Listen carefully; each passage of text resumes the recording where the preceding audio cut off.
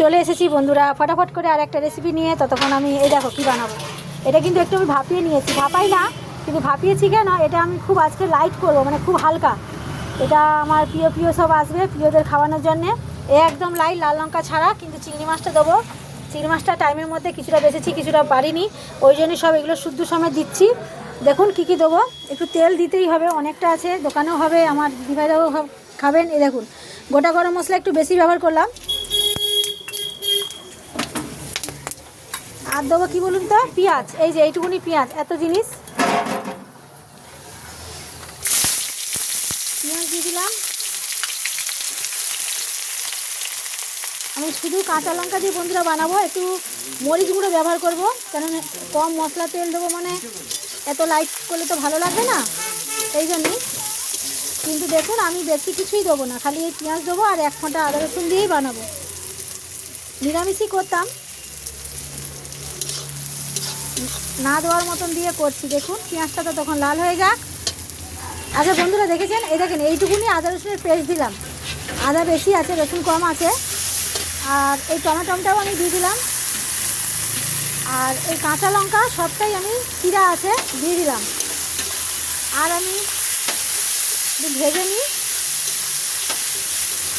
কিন্তু দেখেন পেঁয়াজ টমেটো দিলেই তো গ্রেভি এক গাদা হয়ে গেল না।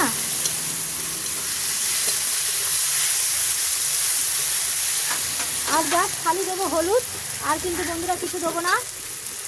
টমেটো মাছের মনে দেখেন লাল হয়ে যাবে।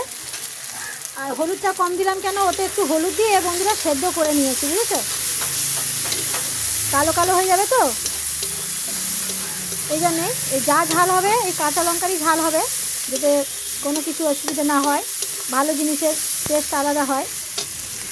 দেখেছেন তো হলুদ তো দেওয়াই আছে। এটা একটু ভেজে নিই। লবণটা আঞ্জাতে দিয়ে দিলাম, কেন ওটা আমি ভাপানোর সময় হলুদ দিয়ে ভাপি জলটাকে ফেলে দিলাম, কেন লাইট করব, লাল লঙ্কা ফঙ্কা দেবো না, অন্যরকম করছি আজকে একটু।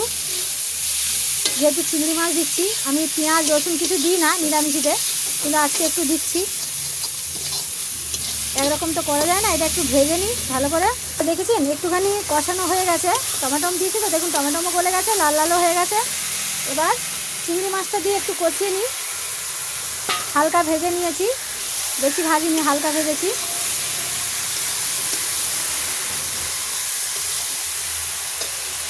জানো বন্ধুরা, দেখো এটা তো করে নিয়েছি, কিন্তু তাও দেখো গলে গেছে যেহেতু বড় বড়গুলো। আর এদিকে মশলাও কষানো হয়ে গেছে। এবার আমি একটু ঢেলে নিই, কেননা জায়গা হবে না, এক হাতে করা যাবে না। আচ্ছা বন্ধুরা দেখো আমার কিন্তু রেডি হয়ে গেছে। এবার আমি না, যেহেতু রেডি হয়ে গেছে, একটু ঘি গরম মশলাটা দিয়ে দিতে হয় না।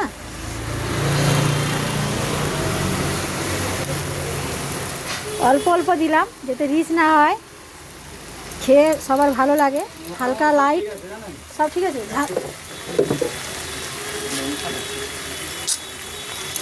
আচ্ছা এবার কিনা একটু গরম মশলা দিলাম, গোটা দিয়েছি বন্ধুরা, তাও গুঁড়ো দিলাম, কেন না একটু টেস্টি হওয়ার জন্যে। আর কিনা দেখুন এবার আমার রেডি মোচা দিয়ে চিংড়ি মাছ। এটা একটু অন্যরকম রেসিপি করলাম, নিরামিষি নয়, পেঁয়াজ দিয়ে করি না, আজকে একটু পেঁয়াজ রসুন আদা বাটা সব দিয়ে একটু অন্যরকম করেছি। কেমন লাগে দেখি, কাস্টমার কি বলে। এই বলে সবাইকে টাটা, সবাই ভালো থাকেন, সুস্থ থাকেন, সঙ্গে থাকেন। আমার তো ভুলভাল হয়ে যাচ্ছে, আর ফেসবুক স্যার আমাকে ইস্যু দিয়েই দিচ্ছে।